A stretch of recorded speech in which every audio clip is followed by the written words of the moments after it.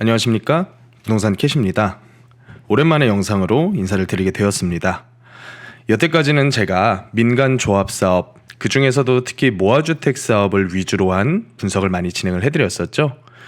오늘 같은 경우에는 공익성을 보다 강조한 최근 추가된 여러 가지 사업들이 있습니다. 그 중에서도 신속 통합 기획을 여러 구역들에서 추진을 하는 것으로 제가 알고 있는데, 이 공익성을 강조한 사업들의 장단점에 대해서 한번 짚어보고자 합니다. 아무래도 공익성을 강조한다는 것은 조합원들에게 일정 부분 인센티브를 제시를 하면서 임대주택이라던가 기부채납 같은 반대급부를 요구를 하는 그런 사업이죠. 그렇다 보니까 조합원 입장에서는 이런 반대급부가 내가 받는 인센티브 대비해서 얼마나 많은지, 또 민간 사업으로 진행했을 때보다 훨씬 더 큰 이익을 누릴 수 있는지, 이런 부분들에 대해서 자세하게 계산하기가 상당히 어렵다라는 판단이 좀 들었습니다. 그래서 오늘은 현재 신속통합 기획을 적극적으로 추진하고 있는 신림 5구역, 물론 가칭입니다만 신림 5구역에 대해서 신속통합 기획과 그리고 일반 도정법상의 재개발로 진행을 했을 때의 사업성 비교를 한번 수행을 해보면서 우리가 과연 어떤 사업으로 추진하는 것이 개개인 조합원들에게 이득일 것인지 이 부분을 한번 짚어보고자 합니다.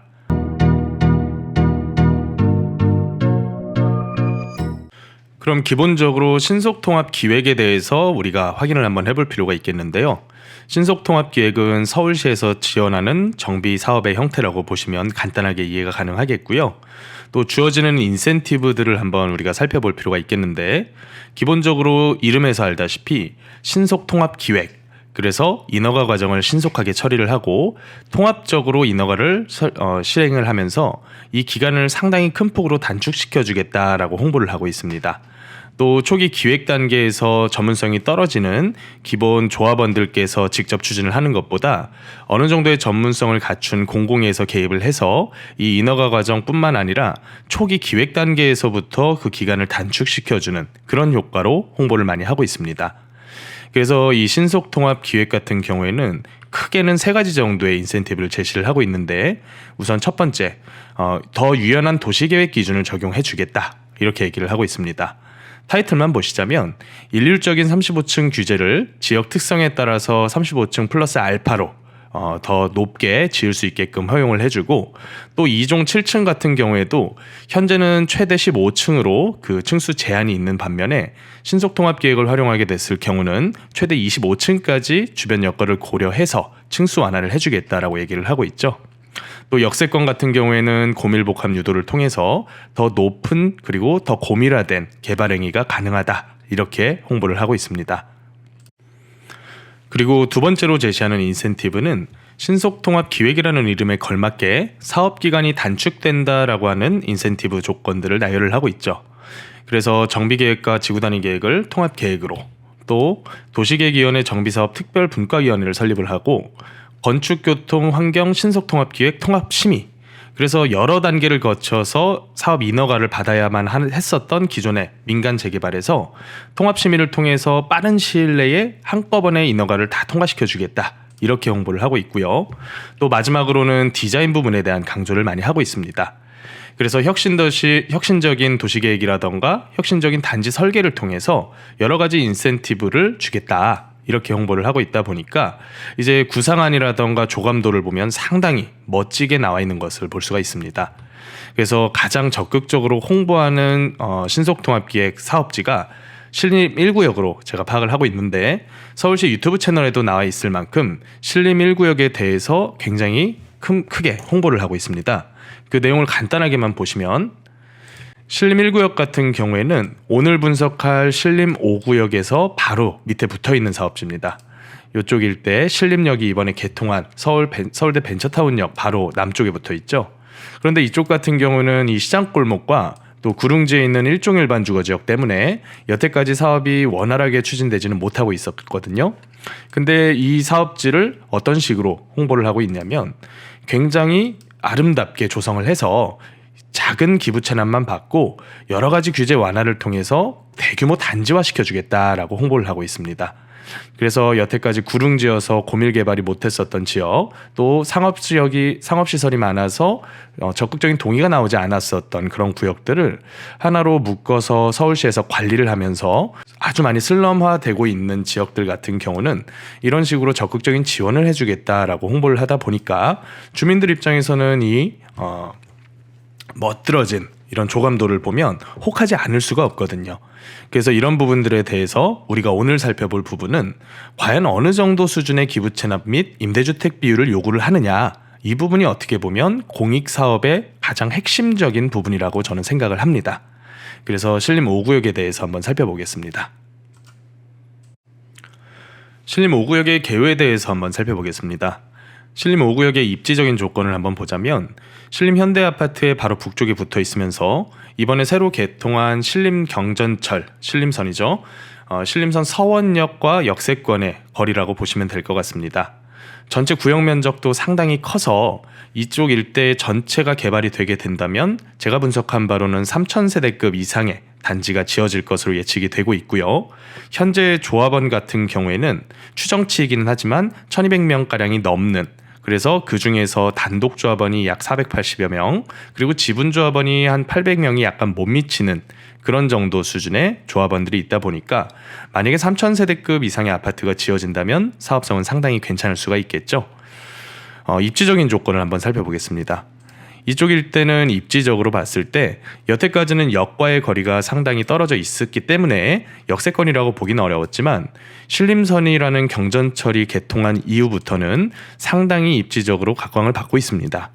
신림선이 경전철 치고는 아주 주요한 역세권들을 많이 지나기 때문에 또 쭉 타고 가다 보면 바로 여의도까지도 연결이 됩니다. 그리고 2호선, 7호선과 같은 강남권하고 직통으로 연결되는 호선과 바로 옆에 있는 바로 붙어있는 지역이기 때문에 여태까지 아주 낮은 임대료 그리고 선호도가 떨어졌었던 지역에서 큰 폭으로 탈바꿈을 하고 있다라고 보시면 될 것 같아요. 또 여기 있는 그림에서 우리가 확인할 수 있다시피 노후도가 상당히 많이 진행이 된 지역들입니다. 그래서 이 전체에 대한 경과년수 평균을 한번 뽑아보니까 약 27년 정도가 계산이 되더라고요. 여태까지 우리가 모아주택으로 계산했었던 그런 사업지들이 평균을 보더라도 20년 초반대였던 것과 비교를 하면 노후도가 상당히 많이 찼다라고 보시면 될 것 같습니다. 자, 그렇다면 이렇게 노후도도 많이 차 있는 지역이 여태까지 왜 구역 지정조차도 추진을 못했느냐, 이렇게 의문을 가지시는 분들이 상당히 많을 것 같습니다. 그 이유를 한번 살펴보자면 이쪽 일대의 신림 5구역 예정지 같은 경우에는 전체 토지 면적 중에서 1종 일반 주거지역으로 설정되어 있는 지역이 상당히 넓습니다. 건축법상으로는 1종 일반 주거지역에서는 아파트를 지을 수가 없기 때문에 적극적인 추진 의사가 좀 덜했었다라고 판단을 해볼 수가 있을 것 같고요. 제가 전체 토지 면적 중에서 용도 지역별 토지 면적을 한번 계산을 해보니까 전체 예상되는 구역 면적 중에 70%가 넘는 땅들이 일종 일반 주거 지역입니다. 그렇다 보니까 적극적인 움직임이 있을 수도 없었고, 또 일종 일반 주거 지역 같은 경우에는 다세대로 올리기에도 상당히 까다로운 편이거든요. 그래서 개발이 많이 지체가 되면서 아직까지도 30-40년 된 단독주택이 굉장히 많이 살아 있습니다. 또 전체 용도별 토지 면적 합계를 보시면 50%에 가까운 땅들이 단독주택 지역이고 한 절반 정도가 다세대 지분으로 쪼개진 그런 지역이다라고 생각하시면 될 것 같습니다. 자, 그러면 신속통합 기획으로 진행을 했을 경우에 여태까지 제가 말씀드렸던 이런 단점들을 모두 다 극복을 하고도 사업성을 충분히 득할 수 있을 정도의 훌륭한 사업인가? 이 부분이 어떻게 보면 판단 기준이라고 생각하실 수가 있겠는데요. 이 부분에 대한 샘플링을 하기 위해서 신속통합기획 1호 사업지였던 오금 현대아파트에 대한 정비 기본 계획안을 가지고 왔습니다. 이 정비 계획안을 한번 쭉 비교를 하면서 살펴보다 보면 전반적으로 기존의 계획과 그리고 바뀐 신속통합기획, 여기서는 이제 서울시 공공기획이다라는 법정명을 가지고 썼는데요. 이게 바로 신속통합기획이거든요. 그래서 이 두 가지 안을 비교를 하면서 여태까지 주어지는 이렇게 많은 인센티브 대비해서 과연 얼마나 뺏어갈 것이냐를 우리가 생각을 해봐야 됩니다. 이게 아무리 굉장히 좀 아름답게 짓고 또 많은 인센티브를 줄 것처럼 얘기를 하다가도 예전부터 우리가 겪었다시피 공공성을 강조한 사업들은 주는 만큼 혹은 그 이상까지도 뺏어갔었던 사업들이 너무나 많았거든요. 그래서 아주 세밀하게 이 부분을 살펴봐야지 조합원 개개인의 이익을 충분히 지킬 수 있다라고 저는 생각을 합니다. 그래서 제가 이 5금 현대아파트 정비계획안에 대해서 어느 정도 분석을 해서 정리를 좀 해왔습니다. 이 정리된 내용을 보시면 위에 있는 부분들은 주어지는 인센티브, 그리고 밑에 있는 부분은 주어진 인센티브 대비한 반대 급부로 뺏어가는 부분들, 제가 이렇게 두 가지로 나눠서 정리를 했는데요. 일단 인센티브 같은 경우는 전체 토지 면적 중에서 약 12%가량을 종상향을 해줬습니다. 그래서 기존의 3종 일반 주거지역이었던 그 용도 지역들을 12%가량의 땅을 준주거지역으로 상향을 해주면서 최고층 수도 높여주고 또 일부 법정 상한 용적률도 500%까지 높게 지을 수 있게끔 인센티브를 줬었죠. 그에 반해서 기부 체납 부분을 보면 녹지 면적 변경이야 뭐 아주 세부적인 아주 작은 부분의 변경이라고 보시면 될 것 같고, 중요한 부분은 밑에 있는 부분들입니다.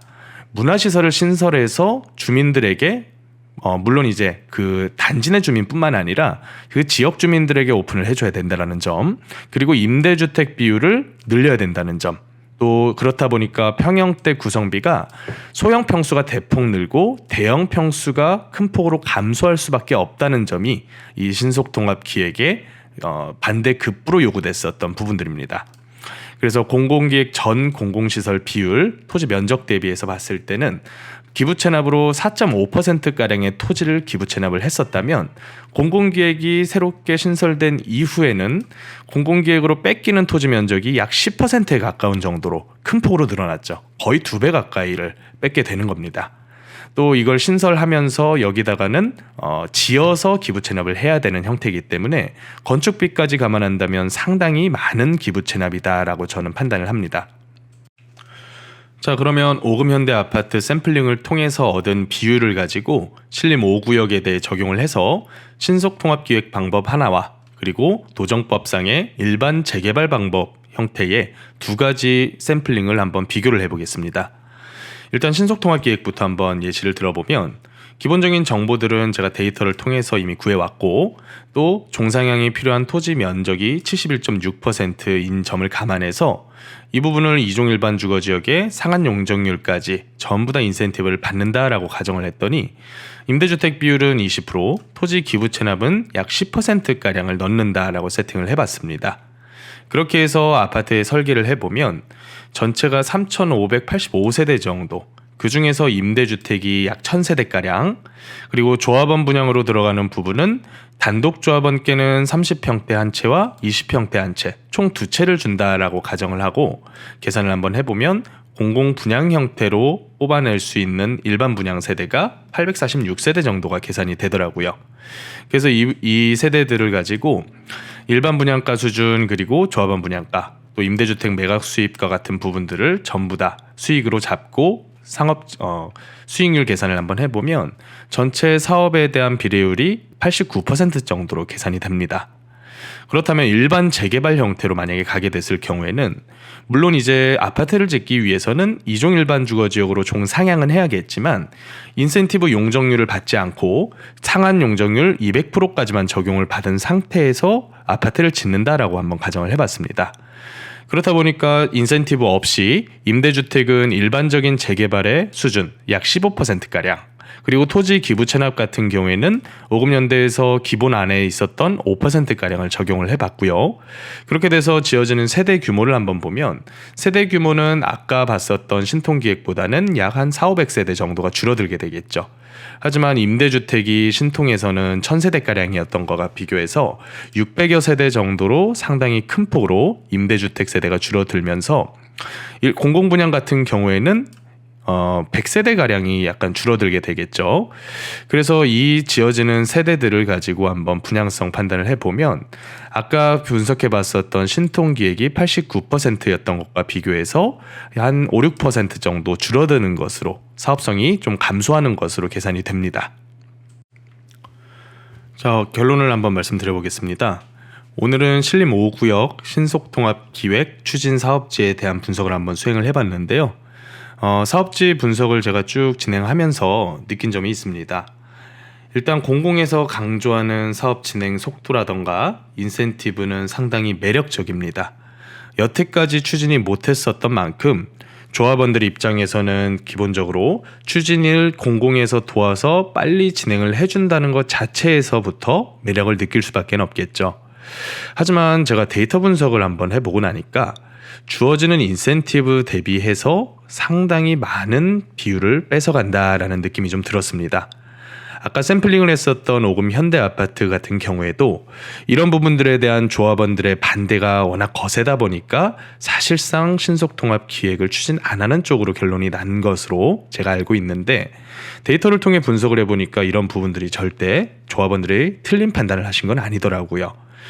그래서 이런 부분들을 감안했을 때 공공에서도 이런 진행을 도와주면서 당연히 형평성도 고려하고 여러 가지 부분들에 대한 공익적인 목적도 강조해야 되는 것은 사실이지만, 이 한 자리에서 3, 40년을 많은 땅을 가지고 그 자리를 지키고 계셨던 조합원들의 이익을 조금 더 강조를 해줘야 되지 않겠느냐라는 생각이 좀 듭니다.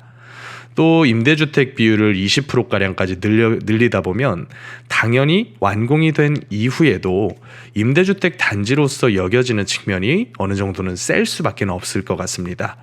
그래서 지어진 이후의 가격 상승률에 대한 차이도 순수 민간 형태 재개발로 지어졌을 때와 어느 정도는 날 수밖에 없다라고 저는 판단을 하거든요. 그래서 이런 부분들까지 고려를 해서 조합원들께서 세밀하게 비교를 해보시고 사업 종류를 선택하실 필요가 있겠다라는 생각으로 오늘 영상을 마무리를 해보겠습니다. 한 가지 추가적으로 안내 말씀을 드리자면, 저희 부동산캣 채널에서는 앞으로 이런 초기 단계의 정비 예정구역 사업지들, 어떤 형태의 사업지들이든 좋습니다. 모아주택이건 신통기획이건 본인께 가장 유리한 사업의 방식을 찾는 것이 굉장히 중요하다라는 생각이 들었습니다. 하지만 조합사업 같은 경우에는 누구에게 도움을 요청할 수도, 또 조언을 구하기에도 그 대상이 불분명하다는 그런 어려운 점들이 좀 있죠. 그래서 이런 데이터 분석을 통한 레포트 같은 형태를 원하시는 그런 구역들에서는 메일을 통해서 요청해 주시면 자세히 상담 및 안내를 진행을 해드리고자 하니까 원하시는 분들께서는 주저하지 마시고 메일을 보내주시면 감사하겠습니다.